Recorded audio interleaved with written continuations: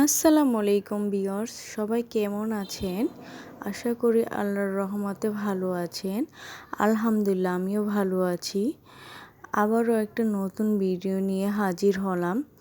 ছোট্ট একটা ভিডিও, সবাই ফুল ওয়াচ করবেন, লাইক কমেন্ট শেয়ার করবেন। ইনশাল্লাহ আপনাদের পাশে আমি আছি।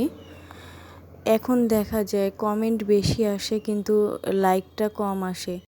আপনাদের কাছে request, like comment share full watch করবেন। ইনশাল্লাহ আপনাদের পাশে আছি। এই তো আজকে আমি কচু শাক রান্না করে দেখাবো। খুবই সহজ একটা রেসিপি। কচু শাক আমি কেটে নিলাম, কেটে ভালো করে ধুয়ে নিব। তারপর বসিয়ে দিব একটা চুলার মধ্যে।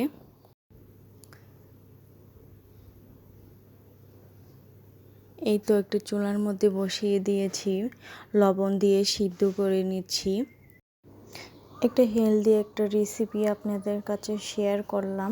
পুষ্টিগুণে ভরপুর একটা রেসিপি। অনেকগুলো মরিচ আমি ছেঁচে নিয়েছি এভাবে। প্রথমে রসুন দিয়ে নিলাম, তারপর আস্তে আস্তে করে পেঁয়াজ দিয়ে নিব। সবাই একবার হলো বাসা ট্রাই করবেন, ইনশাল্লাহ ভালো লাগবে। খুবই অল্প উপকরণ দিয়ে কচু শাক রান্না করে দেখাচ্ছি। এখন কচু শাকগুলো দিয়ে দেব, নেড়ে চেড়ে মিশিয়ে নিব। প্লিজ সবার কাছে অনুরোধ, ফুল ওয়াচ করবেন।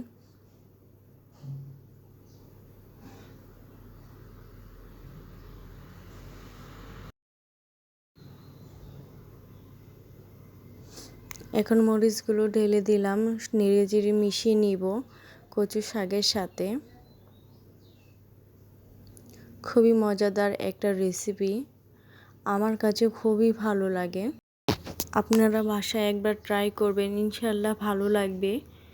দেখবেন এক প্লেট ভাত এক নিমিষে খেয়ে ফেলবেন। অনেক মজাদার রেসিপি।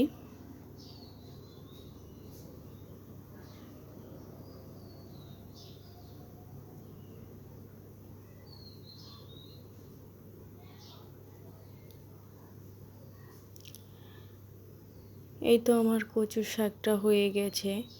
এখন আপনাদের আমি পরিবেশন করে দেখাবো।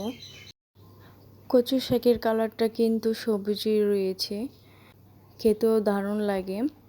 লেবু দিয়ে কচু শাক খেতে খুবই দারুণ লাগে। আপনারা খেয়ে দেখবেন, ভালো লাগবে। দেখুন কত সুন্দর হয়েছে। অসংখ্য ধন্যবাদ আমার ভিডিওটা দেখার জন্য আপনাদের। লাইক কমেন্ট শেয়ার করবেন, ইনশাল্লাহ আপনাদের পাশে আমি আছি। আল্লাহ হাফিজ।